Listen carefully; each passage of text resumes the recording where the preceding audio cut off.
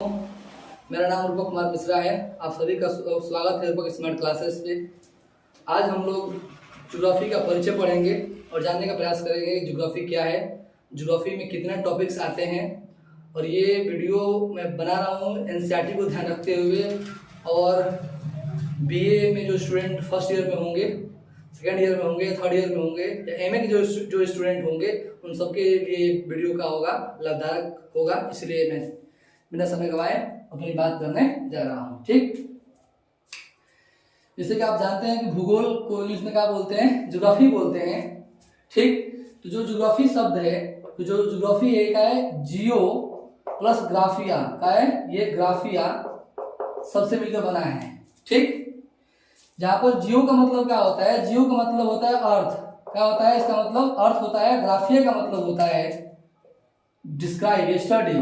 क्या होता है, स्टडी बोल सकते हैं इसको, या इसको डिस्क्राइब बोलते हैं। ठीक, तो इस प्रकार से कर सकते हैं। भूगोल के अंतर्गत हम पृथ्वी की जो सतह है, जो पृथ्वी का, अगर मान लीजिए ये ग्लोब है, ये ग्लोब की बात यहाँ करें, ये मान लीजिए ये पृथ्वी है, तो ये हम जानने का प्रयास करेंगे कि इस पृथ्वी की सतह पर, चाहे यहाँ पर हो चाहे कहीं पर भी हो, सतह पर क्या है, कैसे है और क्यों है, और इसका कहाँ कहाँ पर वितरण। इसे बात करें, यहाँ पर माउंटेन है, तो आखिर माउंटेन यहीं पर क्यों है, इसका क्या कारण है, इसका अध्ययन करेंगे। तो इसी को क्या बोलते हैं, भूगोल बोलते हैं। ठीक है, चूंकि यह परिभाषा एक विद्वान द्वारा दिया गया था, जिसका नाम था इरोटोस्थेनेज। मतलब अगर आपसे कोई पूछे कि भूगोल शब्द का प्रथम बार प्रयोग किसने किया था, तो उसके लिए आप बताएंगे इरोटोस्थेनेज ने किया था। ठीक, अब चलिए हम भूगोल को उसके अर्थ मतलब उसका समझते हैं, उसका मीनिंग, मतलब भूगोल किसे कहते हैं। आइए, ये स्थान होगा, कोई भी स्थान। ठीक, इस स्थान पे इसको बोलते हैं, ये मान लीजिए प्राकृतिक तत्व है, प्राकृतिक तत्व। ये हो गया आर्थिक तत्व, आर्थिक तत्व। ये हो गया सामाजिक, सामाजिक सांस्कृतिक तत्व। तो ओवरऑल भूगोल के बारे में हम समझने का प्रयास करें, तो भूगोल किसी भी स्थान पर, किसी स्थान को फिक्स कर लिया, कोई भी स्थान अगर आप फिक्स कर लेते हैं और वहां पर पाई जाने वाली प्राकृतिक तत्व, आर्थिक तत्व और सामाजिक सांस्कृतिक तत्वों का यदि आप अध्ययन करते हैं, उसे क्या कहते हैं, भूगोल कहते हैं। सपोज कीजिए कि अगर हम बात करें इंडिया का, अगर ये इंडिया का मैप, तो यहाँ ग्लोब पर इंडिया को देख रहे हैं, तो इंडिया का अगर भौगोलिक अध्ययन करना है, क्या करना है, भौगोलिक अध्ययन करना है, तो हम देखेंगे कि इंडिया में पाई जाने वाली प्राकृतिक तत्व कौन कौन से हैं। तो प्रश्न आता है कि प्राकृतिक तत्व होता क्या है। प्राकृतिक तत्व जिसको नेचुरल एलिमेंट बोलते हैं, वो क्या होता है, उसको इंग्लिश में क्या बोलते हैं, उसको इंग्लिश में नेचुरल एलिमेंट, एलिमेंट नाम से जानते हैं। और प्रश्न आता है कि नेचुरल एलिमेंट में क्या क्या आता है, मतलब इसमें किन तत्वों का क्या अध्ययन करते हैं। तो पहला इसमें आता है स्थल मंडल। क्या आता है इसमें, स्थल मंडल। दूसरा आता है वायुमंडल। अगर तीसरा बात करें, तो इसमें आ जाएगा जलमंडल, और इसके साथ यहां बात करेंगे जैव मंडल। ठीक, ये सब क्या हो गया, हमारे ये प्राकृतिक तत्व हो गए। तो जब हम इंडिया में गए और इंडिया में जाकर देख रहे हैं कि इंडिया का स्थल मंडल कैसा है, वहां पर वायुमंडल कैसा है, जल मंडल कैसा है और जैव मंडल कैसा है। बहुत लोगों को समझ में नहीं आ रहा होगा स्थल मंडल मतलब क्या, इसका मीनिंग क्या होता है। तो इसका भी मीनिंग में क्या कर रहा हूं क्लियर साइड में। स्थल मंडल का मतलब ये होता है, स्थल मंडल, इसको इंग्लिश में बोलते हैं लिथोस्फीयर। क्या बोलते हैं इंग्लिश में, इसको लिथोस्फीयर बोलते हैं। स्थल का मतलब होता है ठोस, ठोस। और मंडल का मतलब होता है घिरा हुआ। क्या होता है, घिरा हुआ।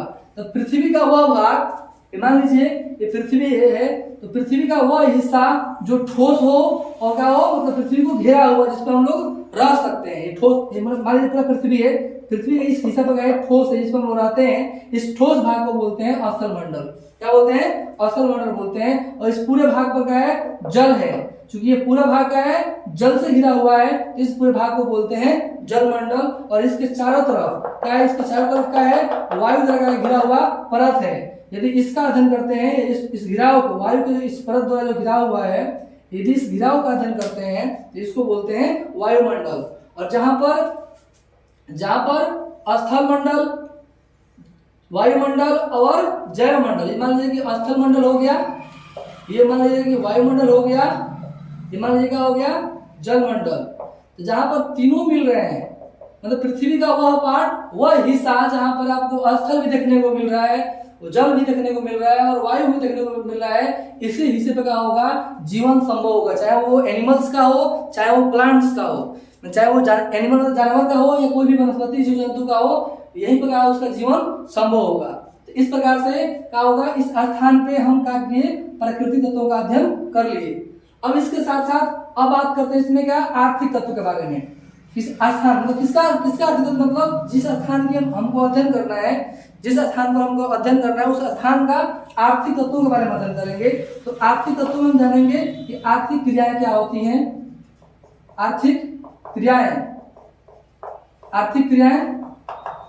उनका प्रकार और इसके साथ साथ उनका वितरण और इनको प्रभावित करने वाले कारक।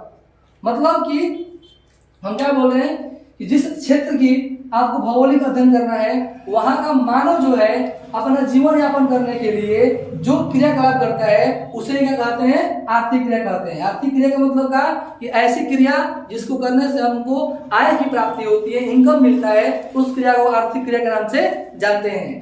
ठीक, तो अब इस प्रकार प्रश्न आता है कि इस आर्थिक तत्व के अंतर्गत हम समझने का प्रयास करते हैं कि आर्थिक क्रियाएं क्या होती हैं, आर्थिक क्रियाएं कितने प्रकार की होती हैं, जिस स्थान पर गए हो वहां का मानव किस प्रकार का आर्थिक क्रिया कर रहा है, क्या वो प्राथमिक आर्थिक क्रिया कर रहा है, कि द्वितीय आर्थिक क्रिया कर रहा है, कि तृतीय आर्थिक क्रिया कर रहा है। इसके साथ साथ पूरे विश्व में और पूरे विश्व को अगर हम अध्ययन का केंद्र माने और अध्ययन का विषय माने, कि देखेंगे कि पूरे विश्व में कौन कौन सी क्रियाएं कहाँ पर हो रही हैं और वो क्रियाएं क्यों वहीं पर हो रही हैं, उसको प्रभावित करने वाले कौन कौन से कारक हैं। यदि इसका अध्ययन करते हैं तो हम बोल दिए वो क्या हो गया, हमारा आर्थिक तत्व हो गया।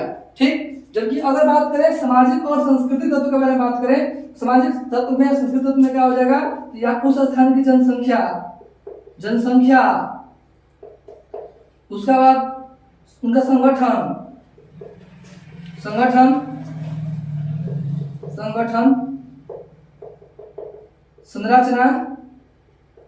संरचना के साथ साथ प्रवास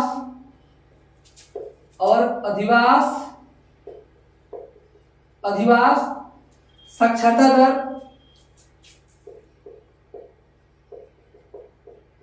दर, मतलब उस स्थान पर जिसका हमको भौगोलिक अध्ययन करना है, उस स्थान की कुल जनसंख्या कितनी है, उस कुल जनसंख्या में कितने पुरुष हैं और कितनी महिलाएं हैं, और उस कुल पुरुष में कितने लोग पढ़े लिखे हैं, कितने लोग अनपढ़ हैं। इसके साथ साथ उस क्षेत्र को कितने लोग छोड़कर बाहर जा रहे हैं और बाहर से कितने लोग उस क्षेत्र में आ रहे हैं। इसके साथ साथ उस क्षेत्र में अपना रहने के लिए किस तरह का घर बनाए हैं, क्या वो घर कच्ची मतलब मिट्टी की बनी हुई है, कि मतलब वो ईटा का बना हुआ है, मतलब किस रूप में वो घर बना है, क्या वो एक मंजिला है, बहुमंजिला है, किस तरह घर है, उनके बीच की दूरी कितनी है, उनको जोड़ने वाले सड़क कैसे हैं। यदि इसका अध्ययन करते हैं तो ही सामाजिक, और इसके साथ साथ इसी क्षेत्र में रहने वाले मानव का जीवन शैली, रहन सहन, खान पान, भाषाओं के बारे में यदि अध्ययन करते हैं तो यही क्या होता है, सामाजिक और सांस्कृतिक तत्व होता है। तो इस प्रकार से हम बोल सकते हैं कि किसी भी स्थान पर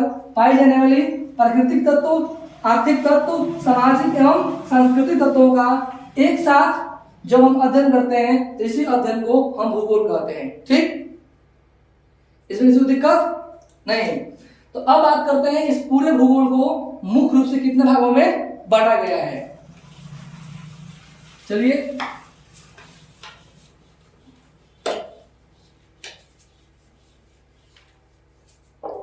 तो भूगोल को मुख्य रूप से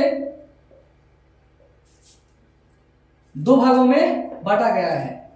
पहला होता है भौतिक भूगोल, पहला क्या होता है, भौतिक भूगोल, जिसको हम बोलते हैं इंग्लिश में फिजिकल ज्योग्राफी। दूसरा क्या होता है हमारा मानव भूगोल, क्या होता है, मानव भूगोल जिसको हम बोलते हैं ह्यूमन ज्योग्राफी। ठीक, तो प्रश्न आता है इस भौतिक भूगोल क्या होता है? तो भूगोल की वह शाखा, क्या होगा? भूगोल की वह शाखा जिसके अंतर्गत प्राकृतिक तत्वों के बारे में, प्राकृतिक तत्वों जैसे क्या, जैसे कि पर्वत, पठार, मैदान, झील, नदी, जलवायु इत्यादि, यदि इसका अध्ययन करते हैं तो इसको बोलते हैं भौतिक भूगोल। ठीक, कैसे बोलेंगे इसको? भूगोल की ऐसी शाखा जिसके अंतर्गत हम प्राकृतिक तत्वों का अध्ययन करते हैं, मतलब क्या, स्थल मंडल, जलमंडल, वायुमंडल और जैव मंडल का अध्ययन करते हैं, तो उसको बोलते हैं भौतिक भूगोल। ठीक, अब इस भौतिक भूगोल को भी मुख्य रूप से हम 4 भागों में बांटते हैं। कितने भागों में? 4 भागों में बांटते हैं। चलिए समझते हैं इसको, कौन कौन सा इसका भाग होता है। चलिए, पहला होता है हमारा भू आकृति विज्ञान, भू आकृति विज्ञान। दूसरा होता है हमारा जलवायु विज्ञान। तीसरा होता है हमारा समुद्र भूगोल। चौथा होता है हमारा जैव भूगोल। ठीक, अगर इसको बात बोले, अगर इसमें बोले इंग्लिश में, तो इसको बोलते हैं जियो मॉर्फोलॉजी। क्या होता है? इसको जियो मॉर्फोलॉजी बोलते हैं। इसको इंग्लिश में क्या बोलते हैं? क्लाइमेटोलॉजी।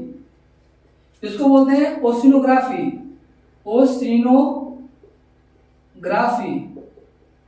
और इसको बोलते हैं बायोजियोग्राफी। क्या बोलते हैं इसको? बायोजियोग्राफी।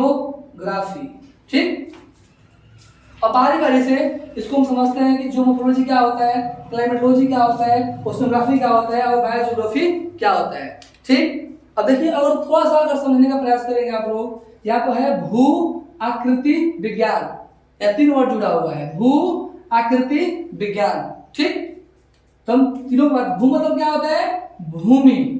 जियो मतलब क्या? भूमि मतलब अर्थ। आकृति मतलब क्या होता है कि आकृति। सपोज कीजिए, यदि हम इस स्थान, मान लीजिए यह स्थान कोई स्थान है, यहाँ पर इस स्थान के एक भाग, यहाँ पर एक भाग है, अगर इसको देख रहे हैं तो देखने के बाद वो आकृति, वहां का जो लैंड फॉर्म है वो किस रूप में दिखाई दे रहा है?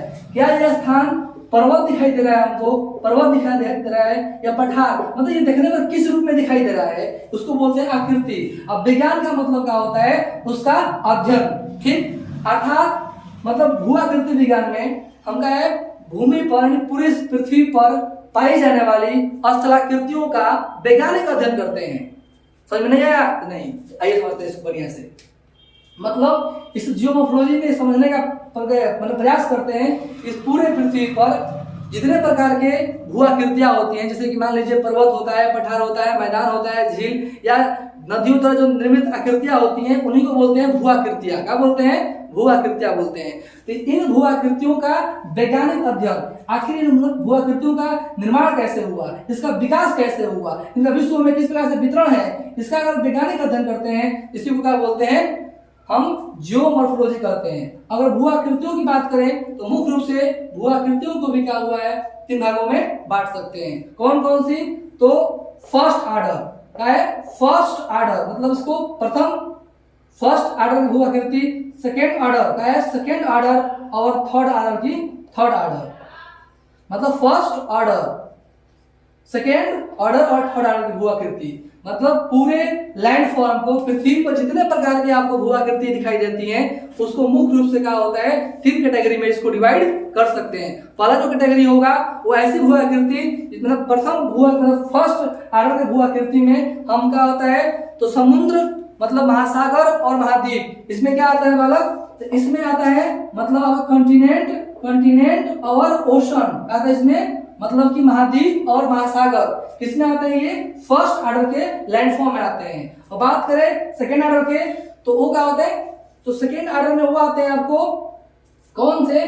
पर्वत, पठार, मैदान, मतलब पृथ्वी के आंतरिक बल द्वारा उत्पन्न जितने प्रकार की भू आकृति होती है, इसमें हम पर्वत, पठार, मैदान इत्यादि का अध्ययन करते हैं। ये सभी प्रकार की भू आकृति किसमें आती है? हमारे सेकेंड ऑर्डर की भू आकृति में आती है। जबकि थर्ड ऑर्डर की बात करें तो थर्ड ऑर्डर में क्या होता है? तो मतलब कि क्या बोलते हैं उसको? बाह्य, मतलब पृथ्वी पर एक आंतरिक बल काम करता है, एक बाह्य बल काम करता है। तो बाह्य बल द्वारा निर्मित, जैसे कि नदी द्वारा, पवन द्वारा, हिमालय द्वारा जो आकृति बनती है, उन आकृतियों को हम क्या करते हैं? हम थर्ड ऑर्डर आकृति के रूप में रखते हैं। जैसे कि डेल्टा हुआ, फ्लड मैदान हो गया, मतलब बहुत सारी इसमें आकृतियां बनती हैं जो किसमें? थर्ड ऑर्डर की आकृति में इसको रखते हैं। इसका पूरा अध्ययन जो किसमें होता है? तो भू आकृतिक विज्ञान में होता है। ठीक है, तो मुझे उम्मीद है भू आकृति विज्ञान आपसे कोई पूछेगा तो बता दोगे। क्या होता है भू आकृति विज्ञान?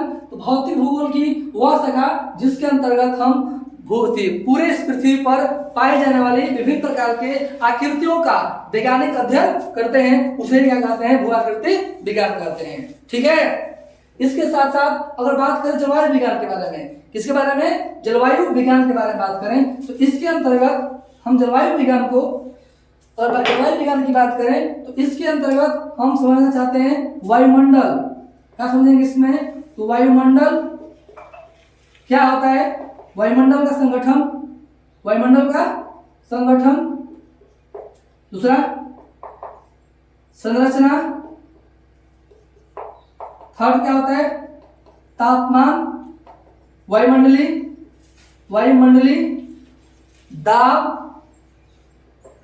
पवन, चक्रवात, प्रतिचक्रवात। इसके साथ साथ विभिन्न प्रकार की जलवायु प्रदेश, जलवायु क्या होता है, मौसम क्या होता है, यदि इसका बारे में अध्ययन करते हैं तो इसको ही क्या बोलते हैं? जलवायु विज्ञान कहते हैं। मतलब कि हमारा वायुमंडल, जब इसके बारे में, जब इस टॉपिक को जब विस्तार से हम लोग पढ़ेंगे तो वहां जितने मैं वर्ड लिखा हूं, वायुमंडल का संगठन, संरचना, वायुमंडल तापमान, वायुमंडलीय दाब, इस समस्त टॉपिक को मैं डिटेल में समझाऊंगा।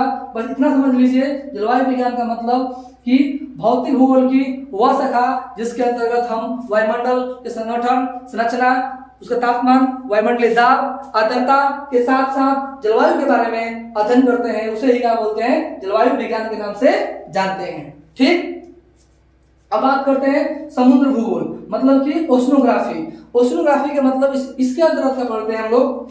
तो थोड़ा इसको भी निकाल दो।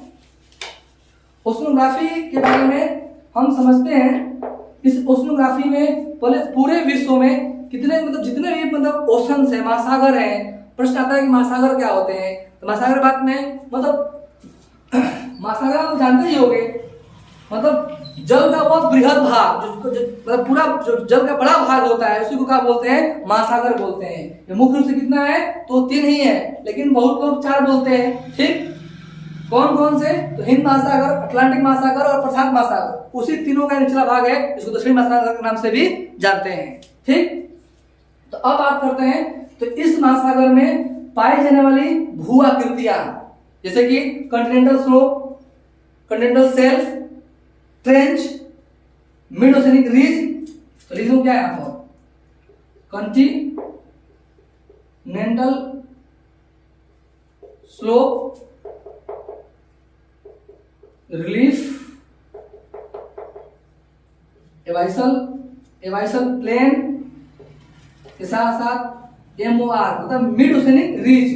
मिड ओशियनिक रिज के अलावा समुद्री तापमान, घनत्व, लवणता के साथ साथ समुद्र में उठने वाले ज्वार भाटा, तरंगे, सुनामी, समुद्री रिसोर्स संसाधन के साथ साथ उसमें विभिन्न प्रकार के जो निक्षेपण होते हैं, उन सबका जब वैज्ञानिक अध्ययन करते हैं उसी को बोलते हैं ओशनोग्राफी। मतलब भौतिक भूगोल की वह शाखा जिसके अंतर्गत हम महासागर का वितरण, महासागर में पाई जाने वाली विभिन्न प्रकार की आकृतियां के साथ साथ उसका तापमान, उसका घनत्व, उसका लवणता के साथ साथ चलने वाली विभिन्न प्रकार की धाराएं, तरंगे, सुनामी के साथ साथ उस पूरे वहाँ उसके मतलब उसमें कौन कौन से निक्षेप मतलब कि निक्षेप मिलते हैं, उसके साथ उसमें कौन कौन सी मतलब संसाधन मिलते हैं, यदि सबके बारे में पूरे वैज्ञानिक अध्ययन करते हैं तो उस अध्ययन को ही समुद्र भूगोल के नाम से, ओशिनोग्राफी के नाम से जानते हैं।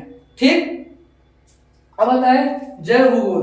जैव भूगोल मतलब जैव भूगोल क्या हुआ, बायोजियोग्राफी के अंतर्गत हम पादप और क्या है एनिमल, हम बोले थे ना आप लोग जैव मंडल, तो मतलब भूगोल भौतिक भूगोल की वह शाखा जिसके अंतर्गत हम जैव मंडल के बारे में अध्ययन करते हैं उसे ही बायोजियोग्राफी के नाम से जानते हैं। इसमें समझने का प्रयास करते हैं किस प्रकार से पूरा ये पर्यावरण जो है मतलब इन्वायरमेंट है, मतलब कि इस जैव भूगोल के अंतर्गत हम पूरे भूगोल मतलब का पृथ्वी पर जैविक और अजैविक घटक किस प्रकार से अंतर क्रिया करते हैं और किस प्रकार से अंतर संबंधित है, इनका जब अध्ययन करते हैं इसी को बोलते हैं जैव भूगोल। इसी को पर्यावरण भूगोल के नाम से भी जानते हैं। ठीक, मतलब इसी का भाग होता है पर्यावरण भूगोल। ठीक है, तो आज ये सब क्या हो गया, भौतिक भूगोल का प्रकार हो गया। अब बात करने जा रहे हैं मानव भूगोल क्या होता है।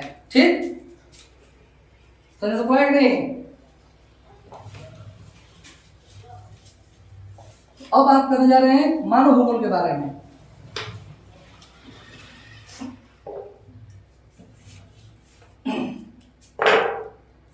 मानव भूगोल, मानव भूगोल इसको हम बोलते हैं ह्यूमन जियोग्राफी।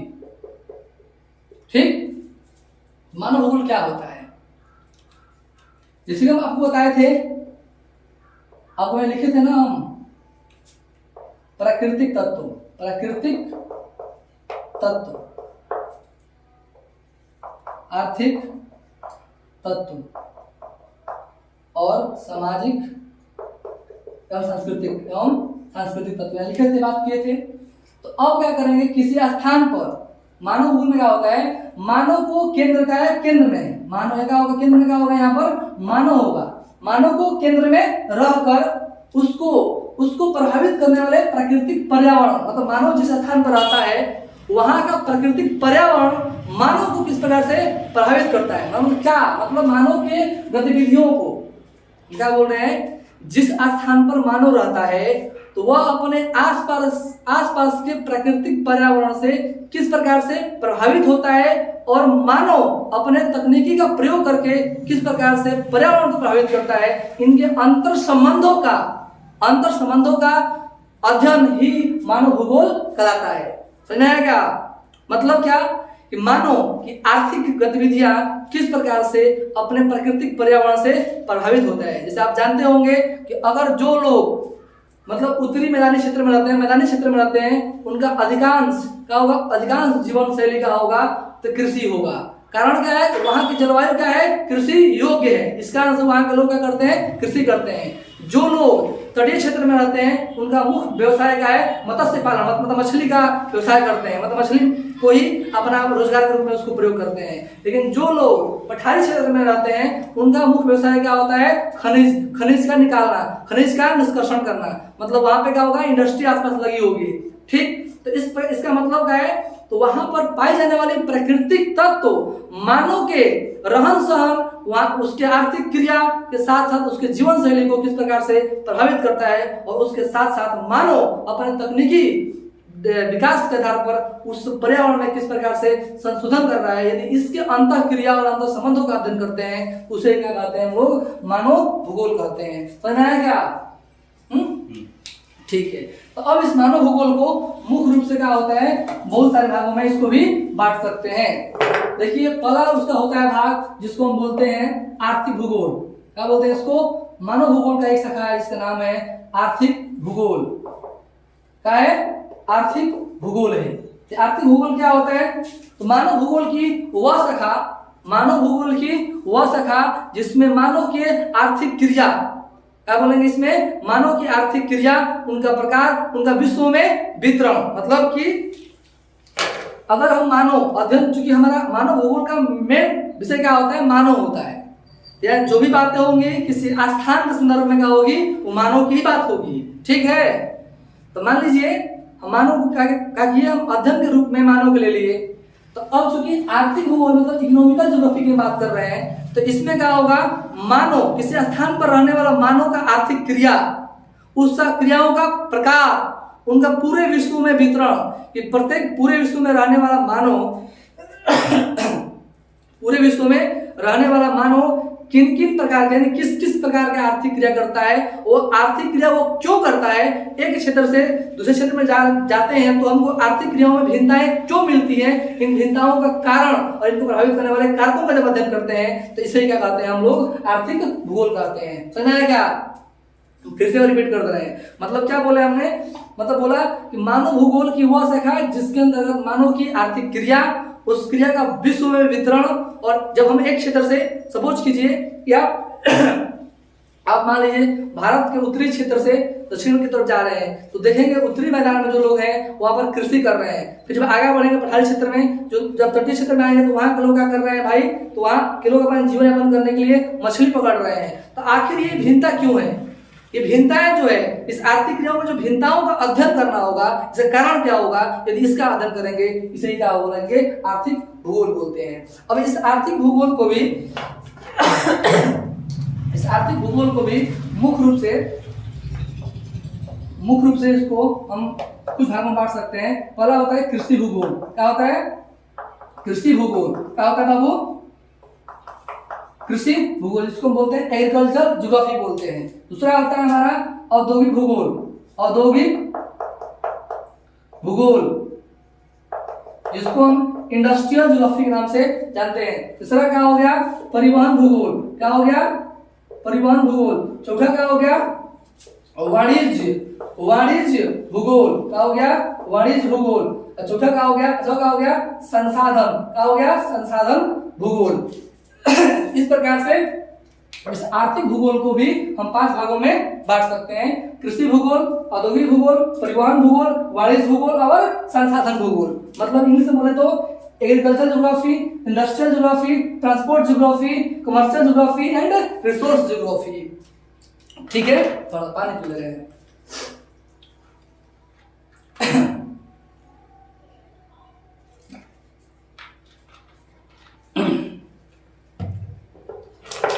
तो अब बात करने जा रहे हैं हम लोग कृषि भूगोल के बारे में कि एग्रीकल्चर ज्योग्राफी क्या होता है।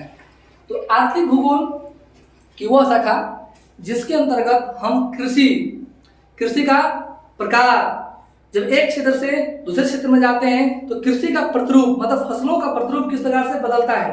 सपोज कीजिए आप देखते हैं जब आप एक क्षेत्र से दूसरे क्षेत्र में जाएंगे तो किस प्रकार से फसल का पैटर्न्स चेंज होते हैं, इनका विश्व में वितरण या उनको प्रभावित करने वाले यदि कारकों का अध्ययन करते हैं तो उसे ही कृषि भूगोल के नाम से जानते हैं।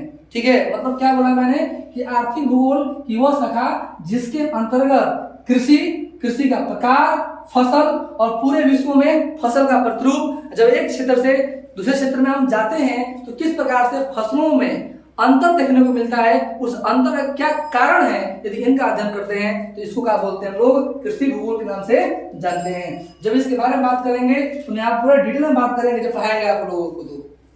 ठीक, और है इंडस्ट्रियल ज्योग्राफी। तो इसके अंतर्गत हम कोई उद्योग, कोई इंडस्ट्री कहाँ पर लगाएं और क्यों लगाएं, और इंडस्ट्री कितने प्रकार की होती है। ठीक है, और उस क्षेत्र में इंडस्ट्री को प्रभावित करने वाले कौन कौन से कारक हैं, यदि इसका अध्ययन करते हैं तो उसे क्या बोलते हैं, इंडस्ट्रियल ज्योग्राफी के नाम से जानते हैं।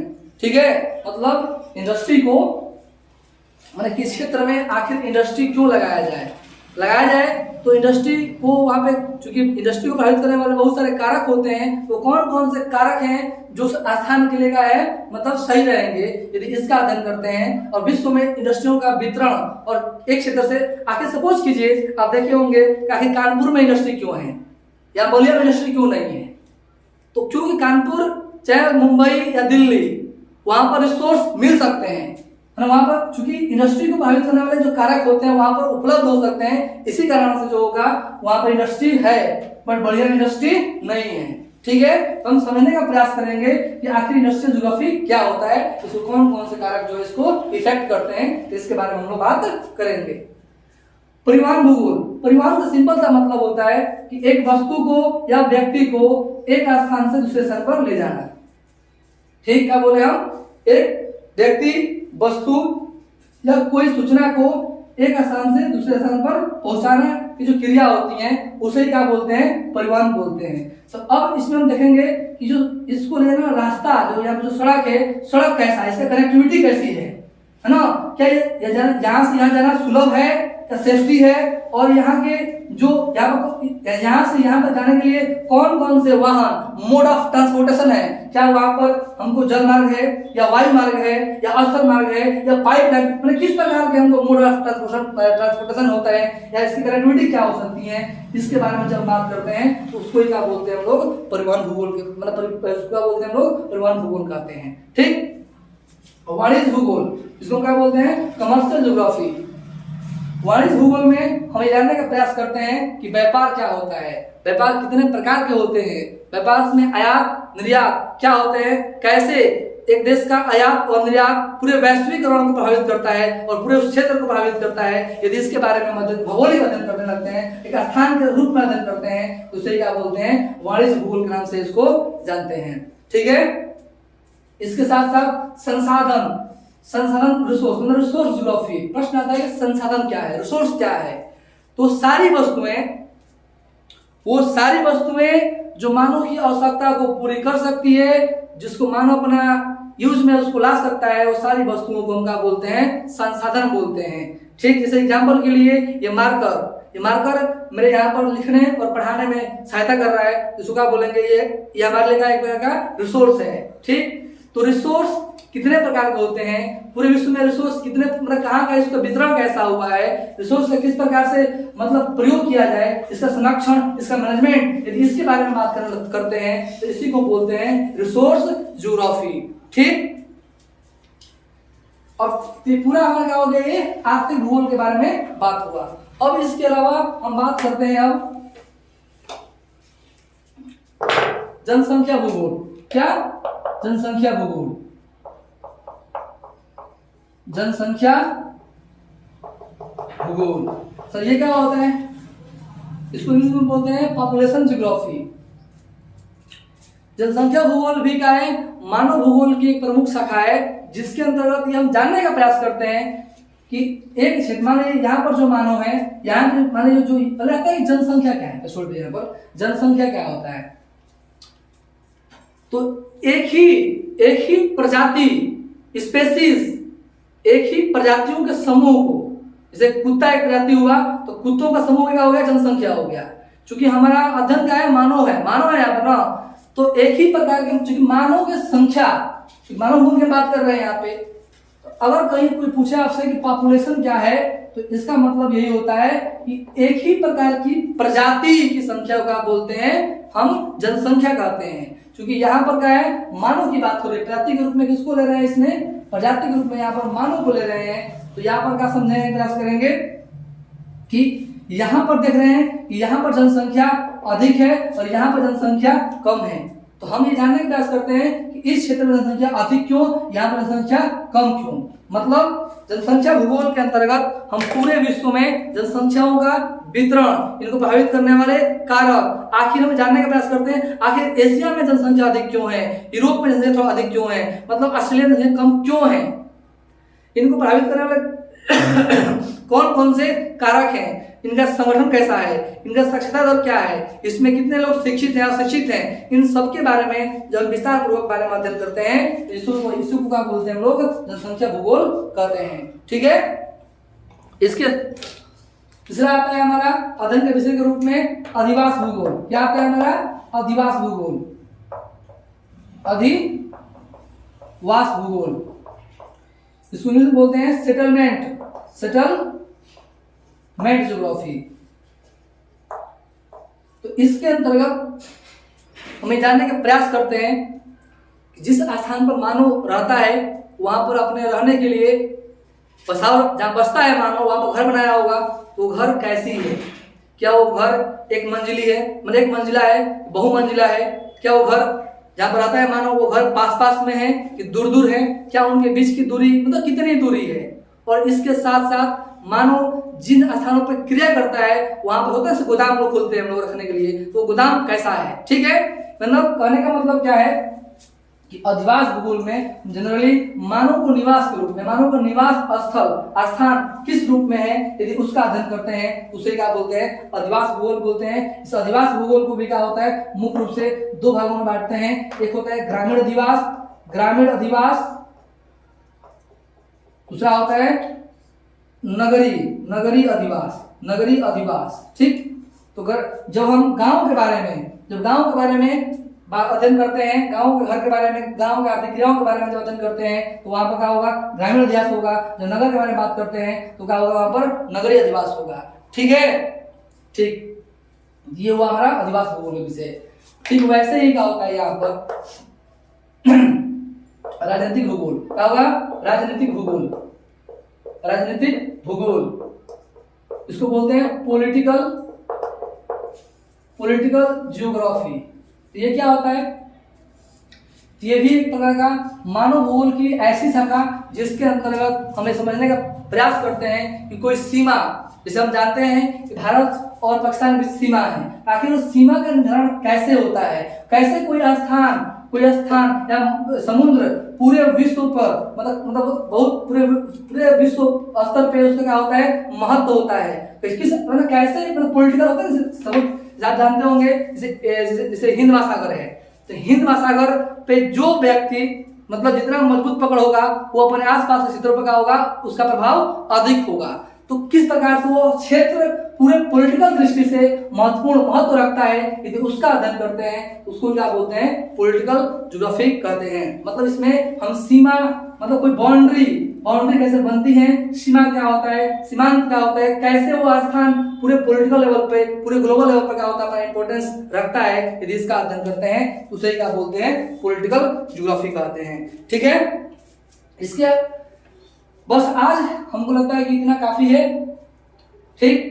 तो इसके बाद की क्लास में हम बारी बारी से हम भौतिक भूगोल के जितने टॉपिक्स हैं जैसे कि भूआकृतिक विज्ञान, जलवायु विज्ञान, समुद्र विज्ञान और जैव भूगोल, ये क्रमशः टॉपिक को हम हर संडे को वीडियोस पे बना कर आप लोगों को मतलब समझाने की कोशिश करेंगे, ठीक। अगर अच्छा लगे तो इसको लाइक कीजिएगा, सब्सक्राइब कीजिए, शेयर दोस्तों को शेयर कीजिएगा, ठीक है।